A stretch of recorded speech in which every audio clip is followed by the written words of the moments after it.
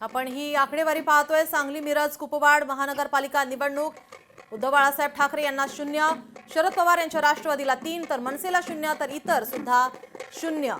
आपण पाहतोय महानगरपालिकांची ही रणधुमाळी, अनेक सभांचा धडाका सर्वच राज्यभर पाहायला मिळाला होता। मात्र आपण पाहतोय आम्ही पहारेकरी म्हणून काम करणार असं वक्तव्य आता करण्यात आलेलं आहे। चांगल्या कामात सत्ताधाऱ्यांना साथ देणार आहोत असं राजन नाईक म्हणतात। वसई विरार आम्ही पहारेकरी म्हणून काम करणार, चांगल्या कामात सत्ताधाऱ्यांना साथ देणार, जास्तीत जास्त निधी आणून इथला विकास करणार असं वक्तव्य राजन नाईक यांच्याकडून करण्यात आलेलं आहे। बवियानं या ठिकाणी आपला गड कायम राखलेला आहे आणि त्यानंतर राजन नाईकांचं हे वक्तव्य।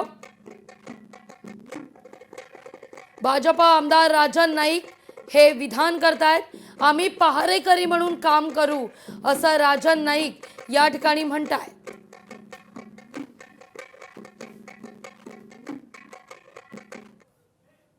प्रक्रिया आता मतदान मोजणी संपली आहे। त्यात भारतीय जनता पार्टी यांनी 44 जागा जिंकल्या। माझ्याबरोबर ह्या संदर्भात बातचीत करण्यासाठी नालासोपरचे आमदार राजन नाईक आहेत। आपण काय म्हणतील ह्या आज जो 44 जागा आपण जिंकल्यात, काय त्याच्यावर?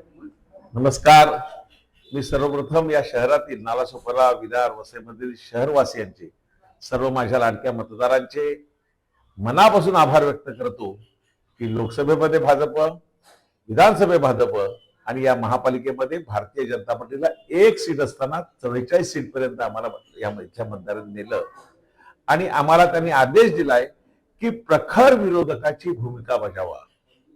त्याप्रमाणे ह्या महापालिकेमध्ये आमचे सर्व नगरसेवक जनहिताची, जनकल्याणाची जी कामं असतील, जनहिताचे जे निर्णय असतील त्याला सत्ताधाऱ्यांना निश्चितपणे समर्थन देतील आणि जर चुकीचं काय चालत असेल, जनतेवरती अन्याय होत असेल, कुठल्याही प्रकारे करवाढ होणार असेल तर त्याला प्रखरपणे विरोध करतील। आम्ही पहारेकराचं काम करू आणि आमच्या पक्षाचं जे ध्येय धोरण आहे अंत्योदय।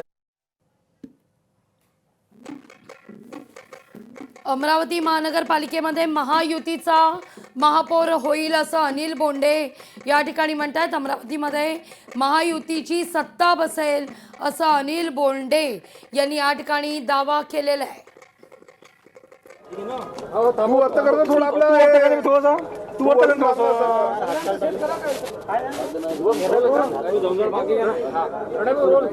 रोल क्या ओके पाटील सर, भाजप सर्वात मोठा पक्ष ठरलेला आहे। 25 जागेवर विजय झालेले उमेदवार।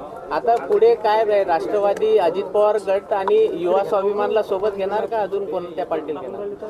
महाराष्ट्रामध्ये सर्वप्रथम मी देवेंद्रजी फडणवीस, महाराष्ट्राचे मुख्यमंत्री, आमचे प्रदेशाध्यक्ष रवींद्रजी चव्हाण यांचं मनपूर्वक अभिनंदन करतो की महाराष्ट्रामध्ये भारतीय जनता पक्षाने आणि महायुतीने घोडदौड कायम राखली आहे आणि मुंबईमध्ये सुद्धा भारतीय जनता पक्षाचा महापौर होतोय।